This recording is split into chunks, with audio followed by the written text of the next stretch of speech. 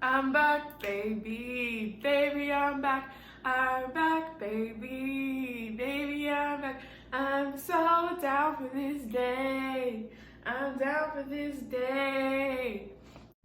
I am so down for this today. I'm back, baby.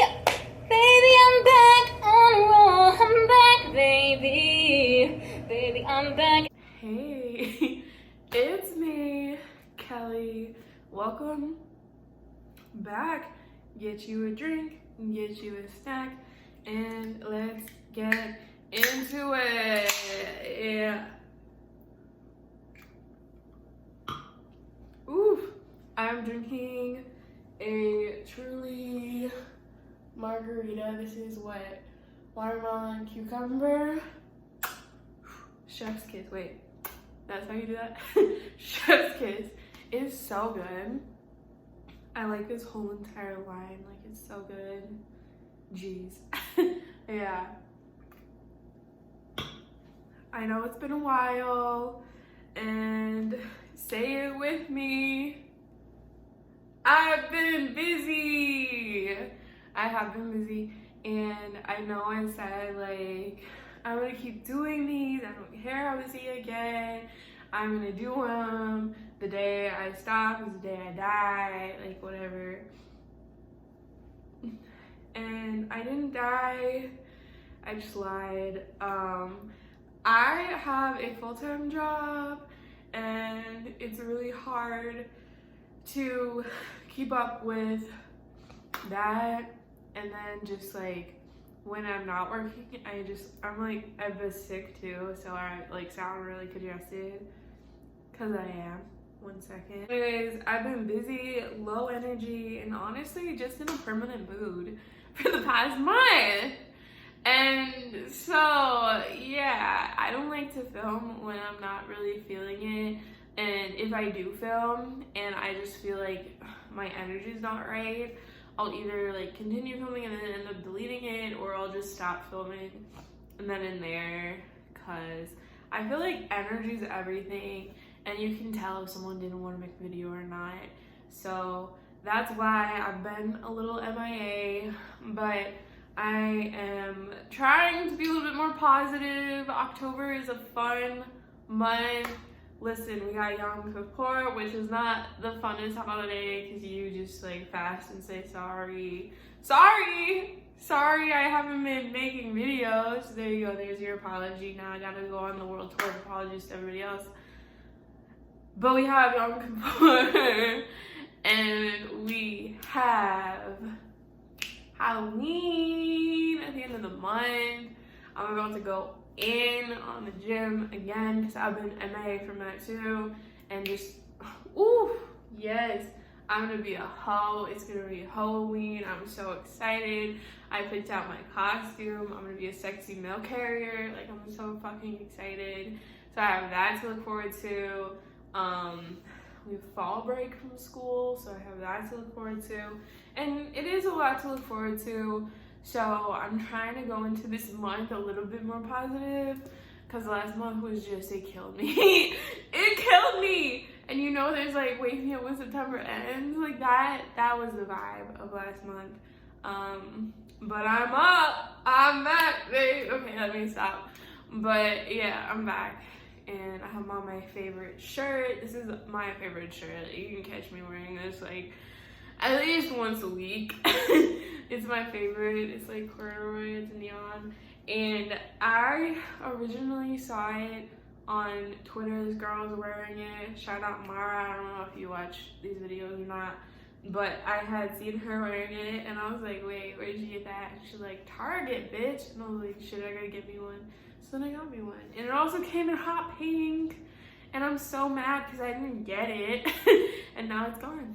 Gone with the wind. But yeah, it's my favorite shirt, and I like retired it for the summer, and now it's fall, so it's back, baby. So yeah, that makes me really happy.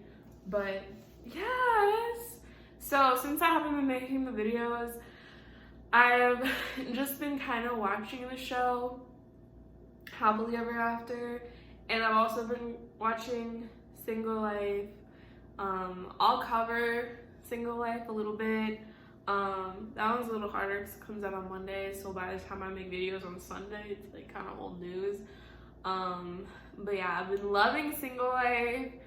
It just makes me happy. I might like Single Life more than I like Happily Ever After. I think it's because I can relate. Yes. But yeah, I love Natalie. Like, she just makes me laugh like every fucking time with her crazy ass. So I've been loving watching her, and I think she's probably my favorite on the show. Who else do we have? Oh, and Debbie! Let's hear it for motherfucking Debbie, Colt's mom. I think her last name's like Johnson or some shit. Let's hear it for Debbie Johnson. Or whoever the hell her name is. Let's hear it for Debbie, because make some noise. She got laid finally. She said it's the first time in 13 years she had sexual relations with another person. Like, dude. And I'm not gonna say he's hot. Like, honestly, he's hot in his own ways. Not necessarily for me, but for her. Ooh, and I thought they were gonna fuck right then and there on the camera, cause it got hot. Ooh, it was like, hey, I miss you, blah blah blah. I would watch them the fuck. I'm gonna be honest with you. I am not a pornography viewer. Like, I'm just simply not. But if I see it, I'm gonna click on it. So if I had come across that, I would definitely watch it. Yes, Debbie. Is she on my wall? She's on my wall. You can't see her. I'll show you later. But yeah, that kind of sucks because I put up all these pictures of my wall. It is the 90 Day Fiance, people. Like, you can barely see it. It's like Tim and Veronica. Oh, she's on there too. She's fun to watch. And then Chantel. But you can't really see. So I'm gonna have to figure out like a better setup. But yeah, I don't know. Got hair in my mouth. But yeah. Oh my gosh. So that's what's happening there. Yeah, I don't know. I've been having fun watching those shows. Happily Ever After is cool as well. And you guys know we kind of went through it last season because the people were very trifling and that or boring, and it just was not a good season.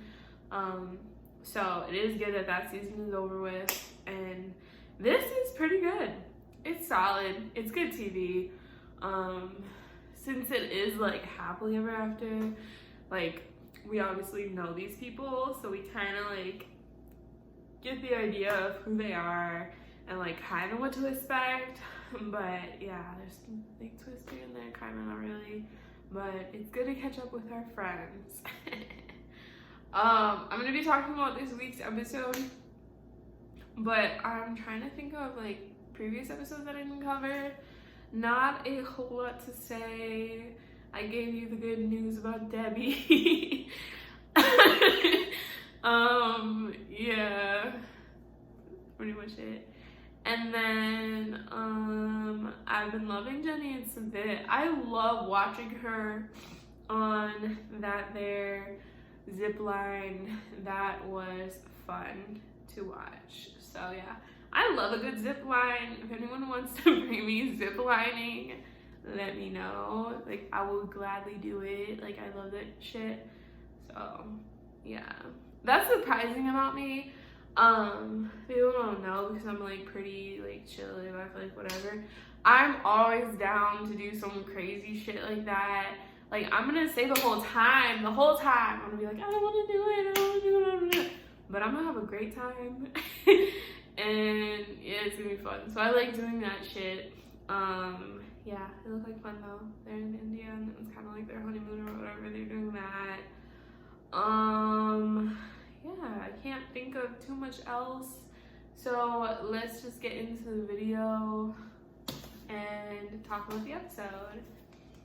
So let's go. It feels good to film. Like, you don't even understand. I'm so happy to be back. I have a new fan named Rob. Shout out Rob. Anyways, Happily Ever After, season 7, which I was surprised there's 7 seasons of this shit, Happily Ever After. I don't know why I thought there was only like 4 seasons or something. Episode 6, out of my system. Angela surprises Michael at his home and decides to take back what is hers. Tensions run high at a birthday party for Ruby's mom. Shida takes matters into her own hands. Kim challenges Usman. Yara reaches a milestone. So that's what's happening in this episode. Let's go. So first we got Michael and Angela. Michael is taking swimming classes, which I thought was pretty cool. It was cute to see. I always like seeing a grown person learn a new skill, so that was pretty cool. No, he was learning to swim. He said that when he was 26, aka my age, he had drowned, and that was like the last time he went in the pool, and he's like 34 or something now. So he hasn't gone swimming ever since. And they were like teaching him how to swim, just how like they teach little kids. Like he had like a little kickboard, and they're having him put like his little face in. And I thought it was cute. I had seen this video actually. It was a TikTok, but I had seen it on Twitter, and it was of these girls, and they were taking swimming classes like just like what he was taking, because they're going to Jamaica and they wanted to like learn how to swim. And the girl is like freaking out. She's like, I almost drowned, like whatever. And then the lifeguard jumps in to like save her, and he like stands up, and it's like like waist high, like they can all stand there. This girl, she was not drowning. But yeah, it was very funny. So it was a situation like that, but you gotta understand that people are afraid of like swimming, and people are saying that in the comments, or like it actually like is a fear, and like they're facing the fear, like whatever. Like it might seem silly, but like they are. It's not that deep, but or the water's not that deep either. But it is a fear for some people. Like some people don't grow up like around the water or take lessons at a young age or whatever. I took swim lessons when I was young, and I love to swim.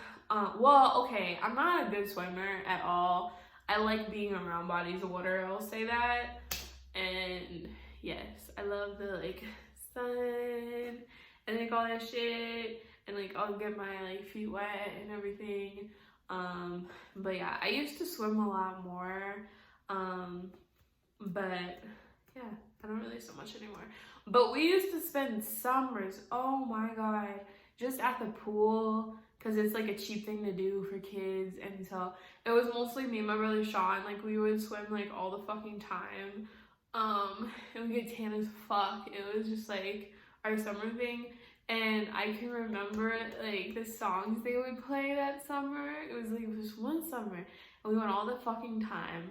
And it was a summer where they're playing like low, low, low. They're playing that, and they're playing Suicidal, say it's over. And I remember being like 11, 12 or however old, and I was like in line on the water slide, and I remember hearing that song, and I was like, this is not appropriate. Because I was like, it's making light of suicide. Like, even at that age, I was woke. But yeah, suicidal. They're playing that, and I'm like, shake, shake, shake, shake, shake it. So when I think of like pools, is what I think of. But anyway, he's like swimming or learning how to swim, and I thought it was fun. He's like, it's a fear I want to get over and live my best life. And like, I support Michael. I do. So that was cool. Meanwhile, Ange is back in the US of A, and she met her friend, Renee, and apparently they met at the airport. I don't fucking know. They were smoking cigarettes, whatever.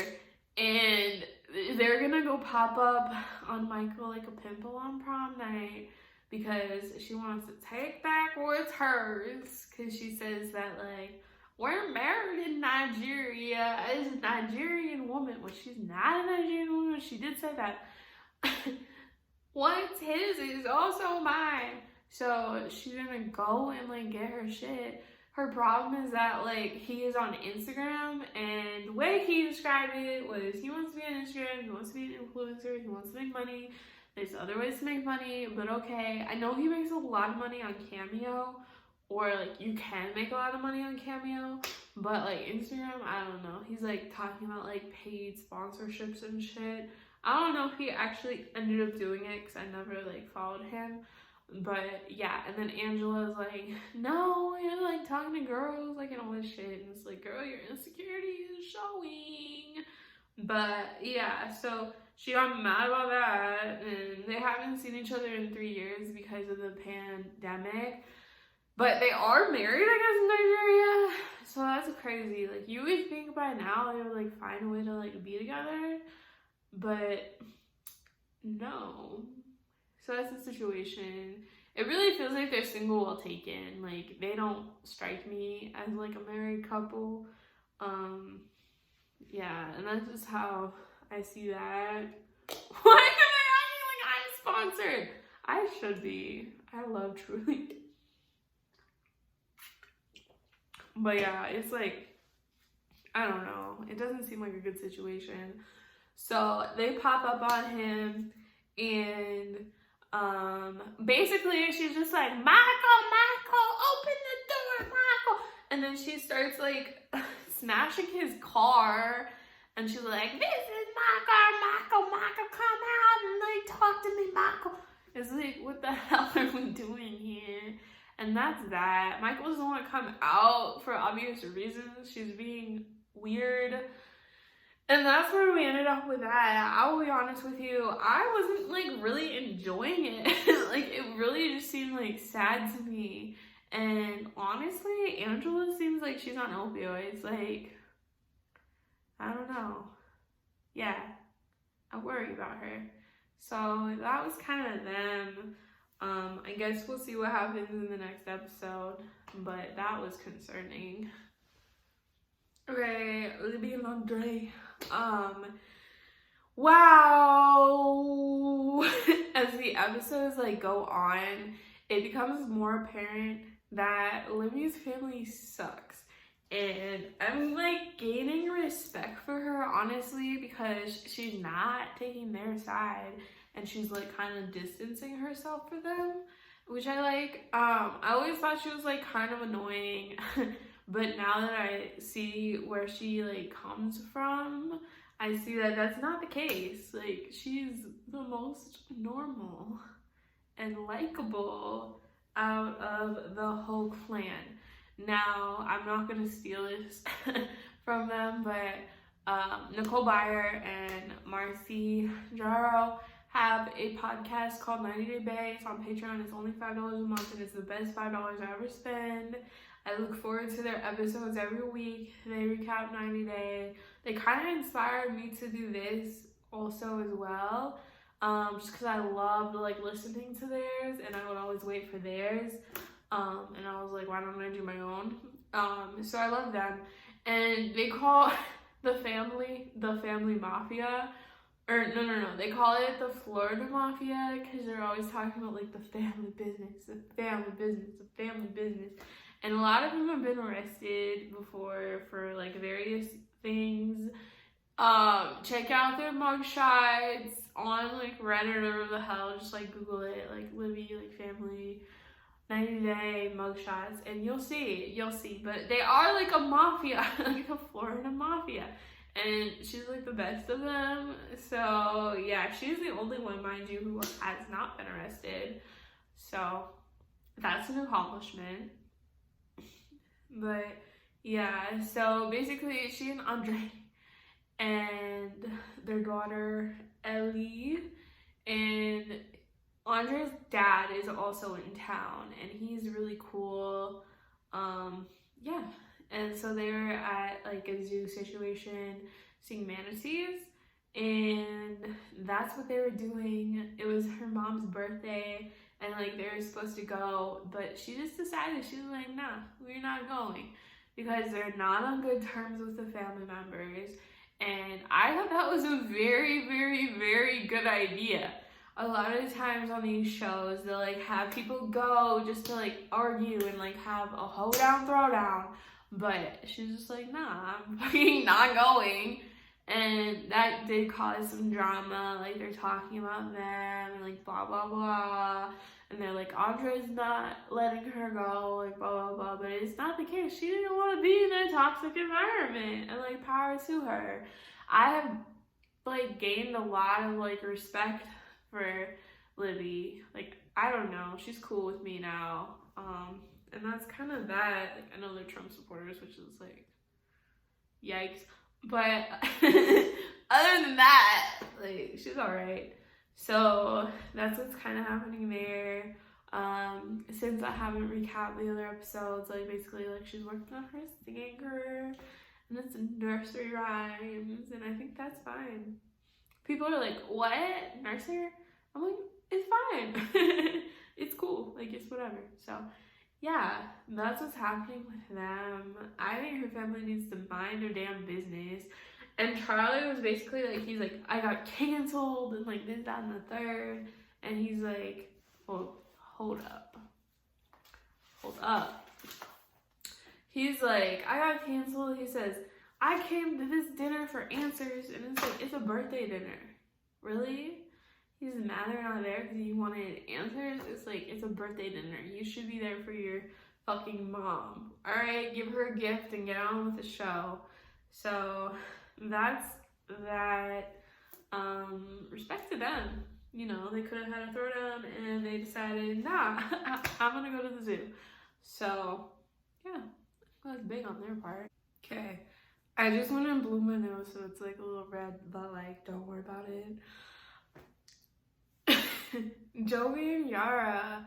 So basically, a lot is going on, and I feel really bad for Yara at the moment because like her country's at war, and this is filmed right around the time that was happening.